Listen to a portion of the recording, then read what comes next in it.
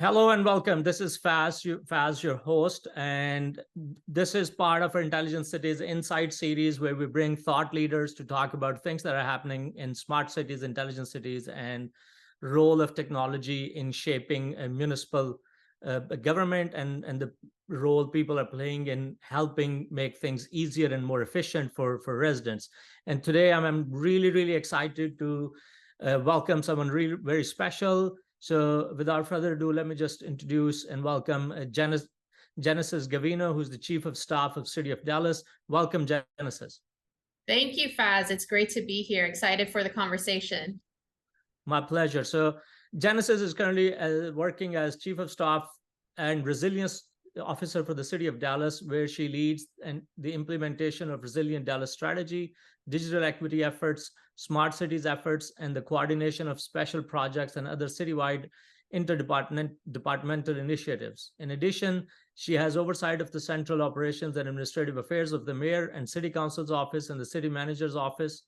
Genesis holds a Bachelor's of Arts in Business Administration with a focus on management and operations from Washington State University, a Master's in Public Administration, and a certificate in nonprofit management from the University of Washington. And she is currently pursuing a PhD in public administration and public policy at the University of Texas, Arlington. Welcome, Genesis. That's quite a lot. Like, that's a lot of things that you're managing there. Just a little bit, right? But they all have a connecting theme across them. So it's not just random things. Oh, that's great. So let me get started with asking you in terms of what does resilience look like? I mean, why the need to have sort of effectively a chief resilience officer role? How did that come about? Yeah, so I mean, first it was our participation in the 100 Resilient Cities program under the Rockefeller Foundation. For those not familiar, this was a program where Rockefeller selected 100 cities over the course of 3 years, cities across the globe, to address longstanding issues in their community, but also prepare for future shocks and stresses. So Dallas was selected in 2016, and we were, I think, in the second cohort. So between 2016 and 2017, we developed our plan, did the community engagement, and one of the key identified needs for the resilience challenge for the city was an equity for our residents, and that showed up in everything. And so essentially the focus of the Resilient Dallas plan became addressing inequities for our residents and for our community. And so as part of our participation in the program, required us to have a chief resilience officer who would lead implementation of the plan. And so over the years, the resilience officer has stayed and has been a strategic convener across the organization in implementing our plan. So in the plan, we have about 7 goals. Ranging from advancing equity in government, looking at infrastructure in our city, and then also looking at environmental and sustainability impacts in our communities. So yeah. That's great. So, I mean, I probably have a sense of the answer, but I'm going to ask the question anyway. So, having been in that mindset and in the practice since 2016, did it help during COVID, and then especially coming out of COVID when everything was supposed to go back to sort of business as usual?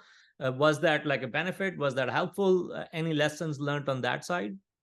Yes, I think having our Resilient Dallas strategy in place really helped us understand who was going to be most impacted by COVID-19, right? So one of the key things, one of the driving factors that initiated our application to this program was the mayor's task force on poverty reduction. And so this task force identified really key areas where we know that was contributing to persistent poverty in Dallas. And so building off of that then came the Resilient Dallas strategy. And then so when you think about when COVID-19 hit, we're focusing on teen mothers, right? So we have a high teen pregnancy rate here. We have high unaffordability in housing here in Dallas. I'm sure other major metropolitan areas can say the same, but looking at like our transportation issues. So we knew all of these things going into COVID-19. And when going into COVID-19, the additional lens that we added was, okay, how does a pandemic add to those inequities? And what does that mean? So it forced us to think about, okay, so when we stayed at home, right, we knew where are the pockets of the neighborhood or of our city where we know transit wasn't as frequent or reliable. So then we couldn't get food to people, right? Like, so then mobilizing our food pantry networks, our community networks of providers, thinking about where are our communities that don't predominantly speak English, so that we can deliver messages in their language and they can receive the same information that's critical to responding to the pandemic, right? We knew where were less resources in terms of health were, and so targeting those areas of where we did our mobile testing units. So really it helped us. I think it gave us a head start, I would say, in just understanding where we already had inequities and where it would potentially be exacerbated, and not just potentially, but it was exacerbated by the pandemic of COVID-19. So yeah. That's really great. I mean, what it seems like is that at least there was no time wasted on trying to identify pockets, because those were already done.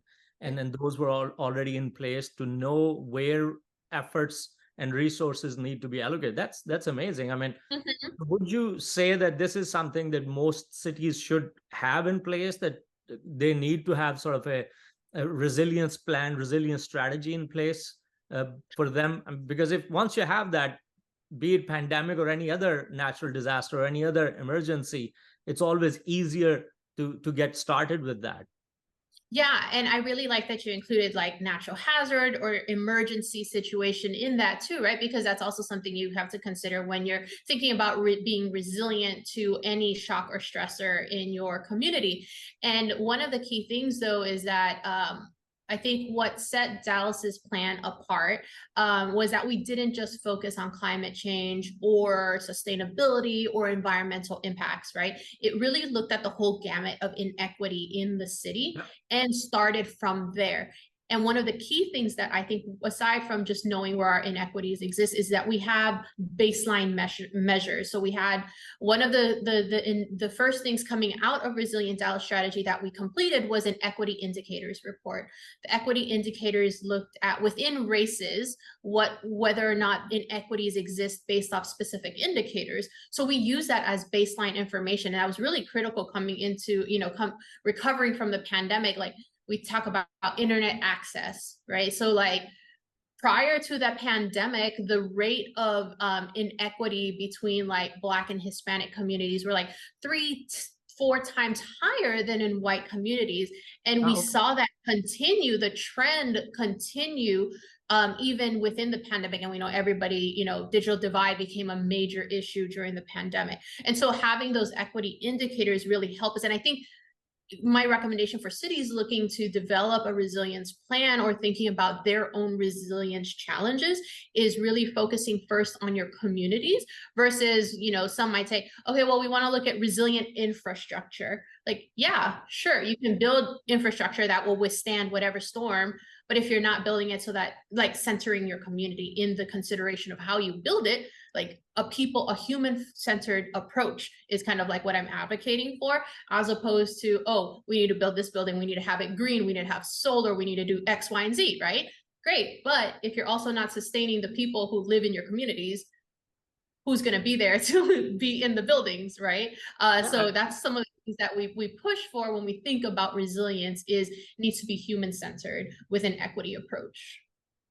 I mean, I love this in terms of having a human-centered approach and actually focusing that strategy around people. Because as you said, I mean, when people talk about resilience, is generally considered sort of infrastructure, business continuity. Well, in case offices are unavailable and broken or something happened, how do you conduct business? And it's all focused on sort of hardware element of it in that sense almost. and not the people perspective. But I Yeah. love the fact that your strategy and City of Dallas strategy is so focused on the people element of it. I mean, something that you mentioned or alluded to a few times now, which is equity. So do you want to talk about sort of digital equity and what does that mean for the city of Dallas, and how do you look at that?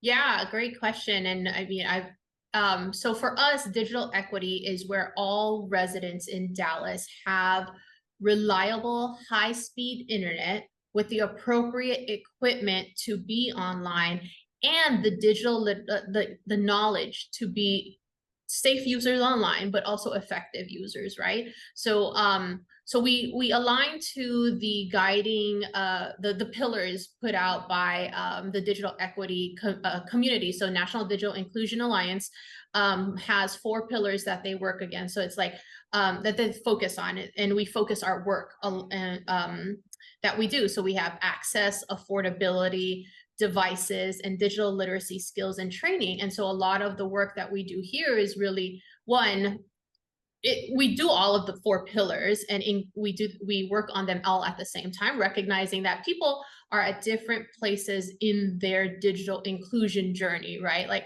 yeah, somebody can have internet at home, but they don't have the right devices. You know, people are doing homework on their phone. Is that appropriate? No, because it doesn't have the same computing power as a computer, right? Or people are using a tablet, but you actually need a desktop or a laptop kind of conversation.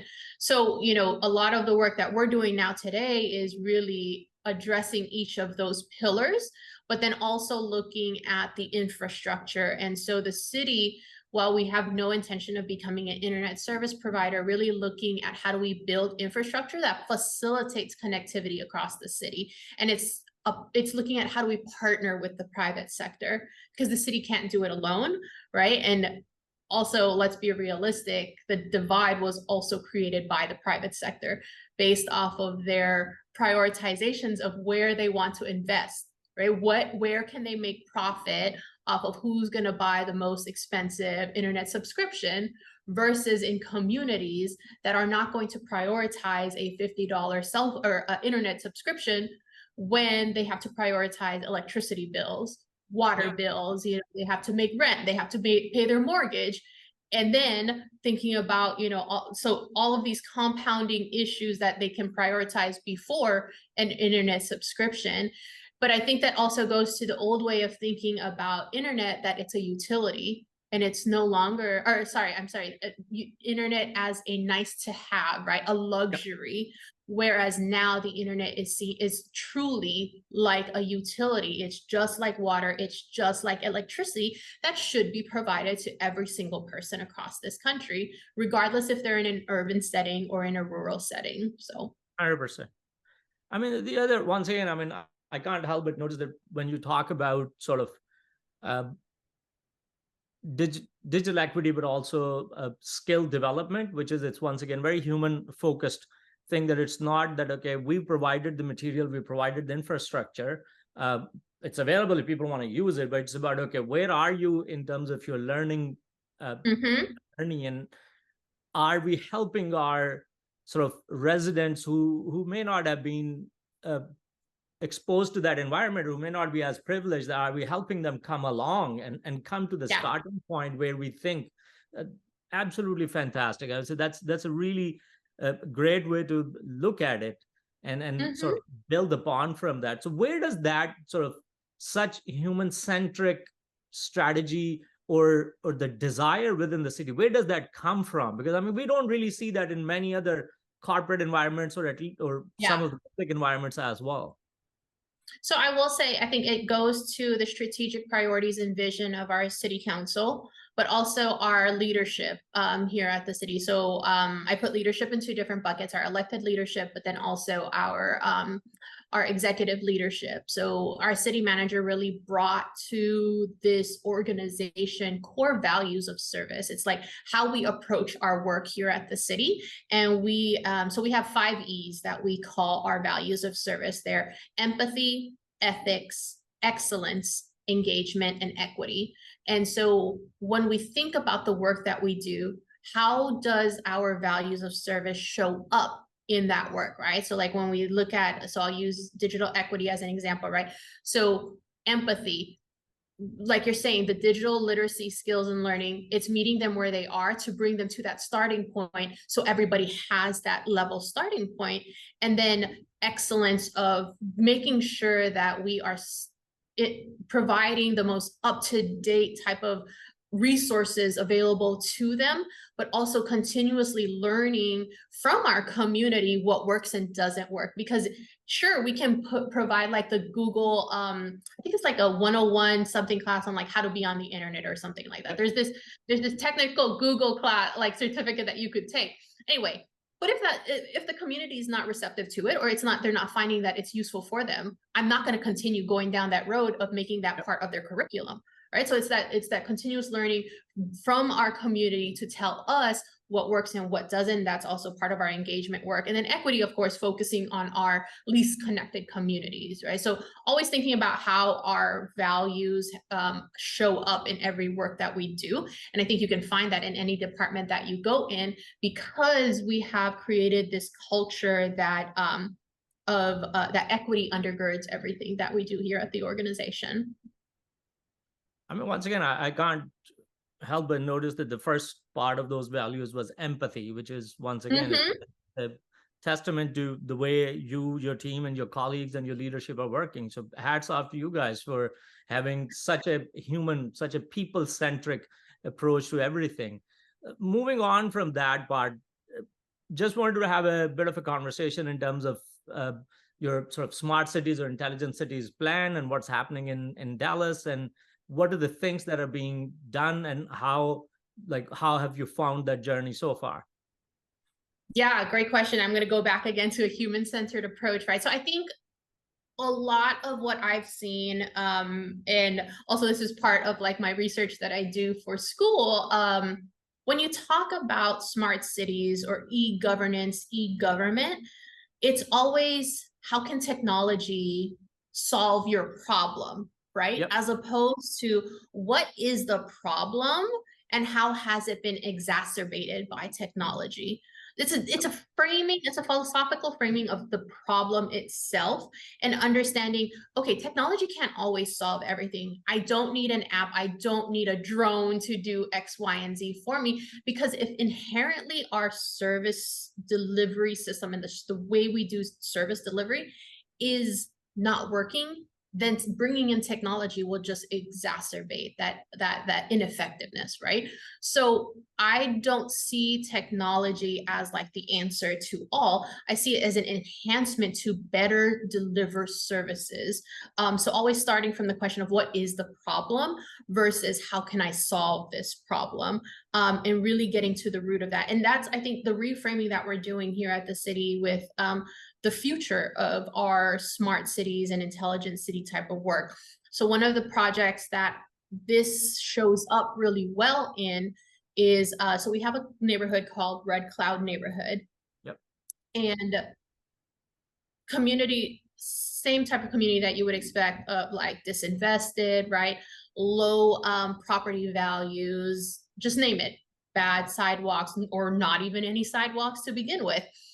But so recognizing all of the compounding issues in this neighborhood, it's like, okay, so how can we make investment in this area that creates a better quality of life for our residents, right? And so it also required the collaboration across different departments. So this interdepartmental collaboration and alignment with all of our priorities. So we think about, so we go in with paving the road, putting in new sidewalks. Okay, you're going to put in new sidewalks. So before we even put in new sidewalks, what type of infrastructure can we lay, like undergrounding the utilities to make it resilient in the future? And you don't have, you don't have the poles, whatever it is. And then you think about, okay, next, so if we're thinking about crime, what are some of the key initiatives or infrastructure improvements that people make when they're thinking about crime? Lighting. Okay, so think about lighting. So then we go to smart lighting, right? So these LED light poles, and then you have multifunction devices on these light poles. Can we do air quality monitoring? And then we do Wi-Fi in the community. So it's this, we started with what has the community been asking for? What do we recognize as a need? And then we build off from that, and not immediately coming in like, oh, okay, well, maybe they just need Wi-Fi, or they just need a street kind of thing. But also looking at the cascading effect of, if we do one project, what are the other issues, or what are the issues that we can address by this one project, right? A street light, oh my gosh, at least 5 things that we can do with that street light when you think about the multifunction device that gets attached to it. Do air quality monitoring to support them and better understand how bad is the air in their neighborhood, right? Gunshot detection, public safety initiatives, that type of stuff. So it's along those lines of like that's what I'm seeing as the future of our smart cities efforts, is really not just bringing in technology just for the sake of technology, but how does it actually support the community's needs and what they have been asking for. So I'm on a side note, I need to introduce you to David Graham when you come to Canada next month for our Intelligence Summit. I mean, he used to run basically tech for San Diego, and a lot of the things that you're talking about, he's been talking about them for a few years, or at least with us. So I think it would be really good conversation for both of you. But yeah, I mean, I completely agree with that part, that there's so much more you can do. And I also love the fact that you're looking at it from the intent is to solve a problem. If it happens through technology, great, but it isn't a tech-driven problem necessarily. Right. First, we need to reframe the problem. And it's also tells you that the city of Dallas is looking at it not from a place of that, well, we've got to have something new and shiny just because we need to, because, well, we want to be called smart city, so we've got to have an app, we've got to have some. No, the issue is, what is the problem? Let's look at that problem and try to solve that problem. And obviously, as you mentioned, with the street lights and everything, you can do so much with them right now, or nowadays, like so much information from gunshots to Wi-Fi to air quality, parking spots, and all of that you couldn't do a few years ago. So I absolutely love the approach that you guys are taking and going with it. And, I want to say one of the other things that I want to, when we think about smart cities, we're also thinking about technology advances at such a high rate, right? I mean, I'm sure you're familiar with this. What's new today will be old tomorrow. And public or taxpayers are not very keen on constantly changing out the technology that we're using, right? There's how are we being fiscally responsible and in our fiduciary duty to our residents of, we are spending money wisely, and we're doing it with a mindset of, this is actually going to last us for a long time, or that this is a wise decision because this technology is needed, and we are planning for what that update looks like down the road, without, oh, I just bought this really cool thing and now it's obsolete 5 years later, right? So looking at the lifespan of things also is a really key consideration. I'm sure that's a conversation that's been had at the municipal level for several years, but I don't feel like people really are including that in their assessment of the utility of these smart city technologies.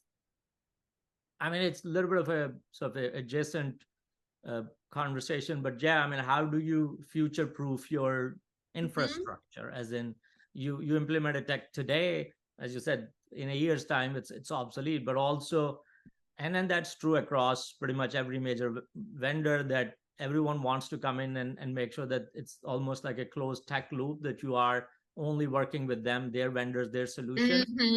But in 5 years' time, their product or their solution may not be the best, and may not be the best for you.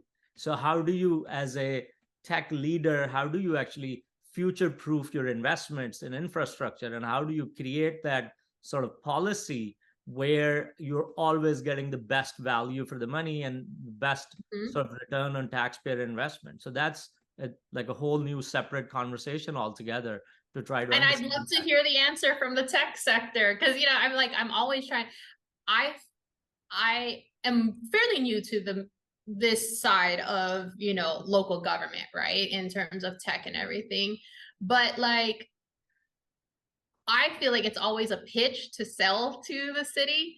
And it's unfortunate because I think, you know, I'll get so many emails of just like this template of, hey, here's my product. We want you to buy my product. This will answer your X, Y, and Z question Absolutely. without consideration for what is the city's priority, right? If I saw that you are actually repeating back to me what the city's priorities are in terms of our strategic priorities, our values of service, then I know you've done your homework and you're not just pitching to me, that you know how your product actually does address some of the needs in our communities. And I don't see that a lot in tech or in the private sector when they want to do business with the city. And it's unfortunate because I think there's a way to do it and do it well, and to have that true public-private partnership in advancement of equity goals in communities.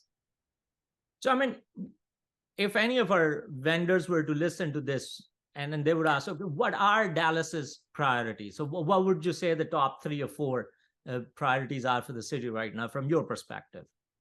Oh, from my, okay.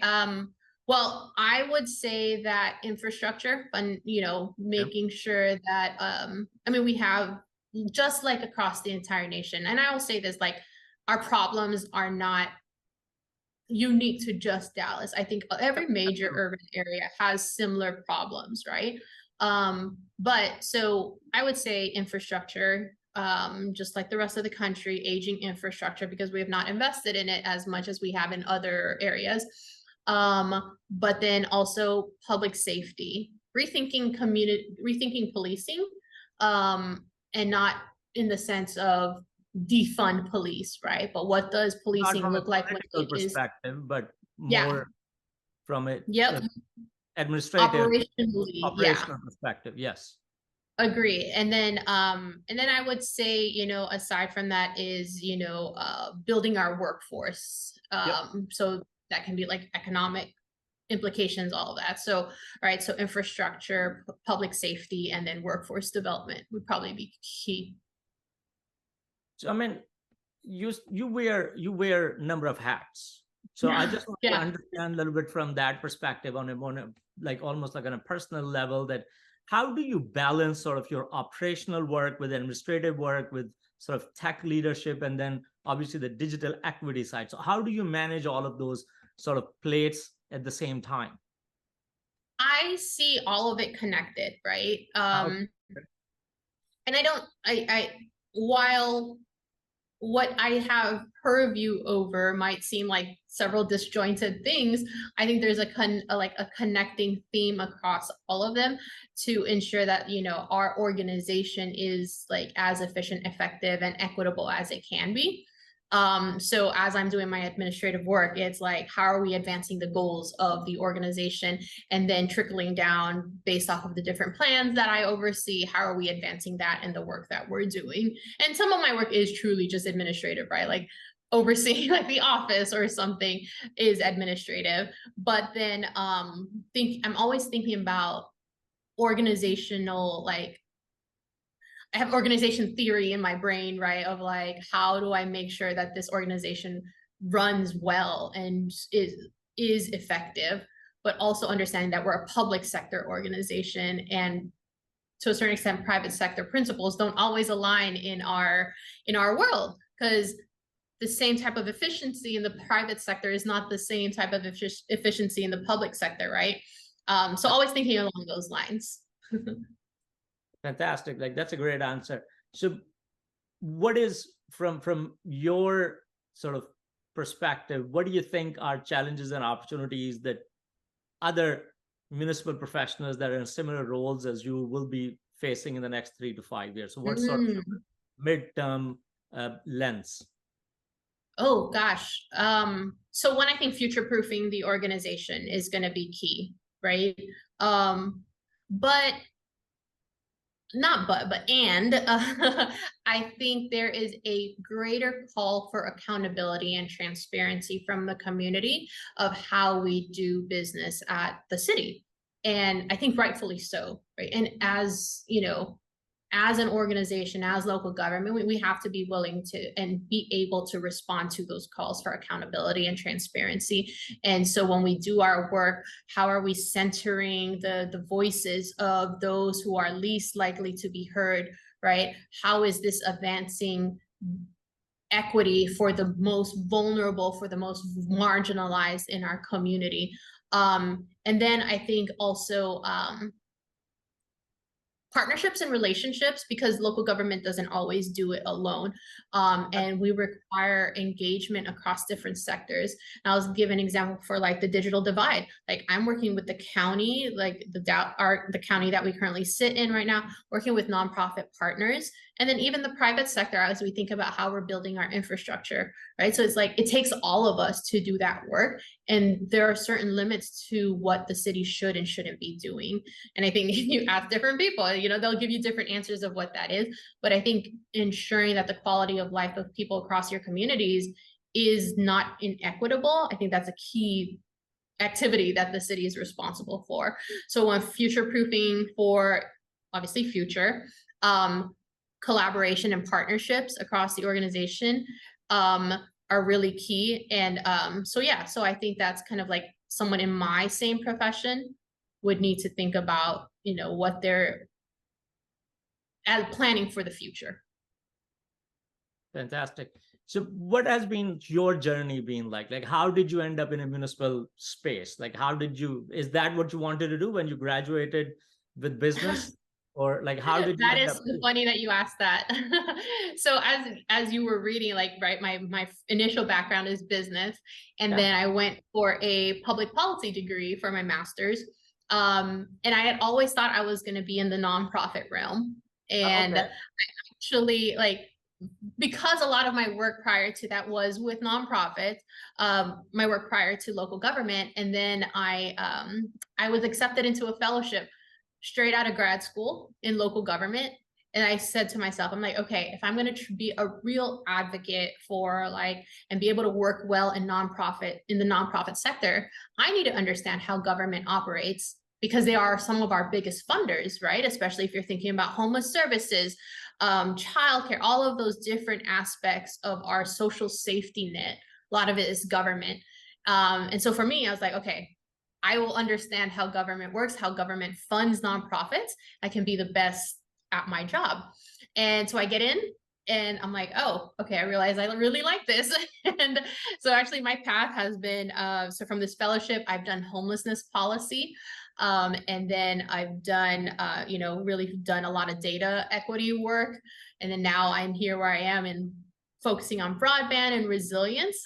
So it's definitely been a path. And I think what I would take away, or what anyone can take away from my journey, is that I'm willing to learn and expand my own knowledge capabilities into areas that I'm not familiar with. Because I can tell you, before the pandemic, you could not ask me, I could not be able to articulate what the difference is fiber to the premises or fiber to the home, or what 5G is, or what small cell is. And today it's like I eat, breathe, sleep that, right? And it's like, so I think the willingness to be flexible enough to know what you know, but then also to admit what you don't know and be willing to learn and expand your own knowledge, skills, and abilities. That's great. So, I mean, what would be your advice to sort of fresh graduates that are coming out? And what advice would you share with them, or sort of young females that want to come into this line? What would be your advice to them? My advice would be, I think the one thing I would say is that you belong in this space. I'm not going to lie that I have not experienced that, where I've been made to feel like just because this is not what I studied in school, or that this has not been like my path in terms of education and my past experience, that like I don't know what I'm talking about. But I do know what I'm talking about, right? And being able to demonstrate that in the work that I do, always, it's so much easier said than done, but like the confidence in yourself and knowing that you are fully capable of doing this work and being in the same space as these people is really key.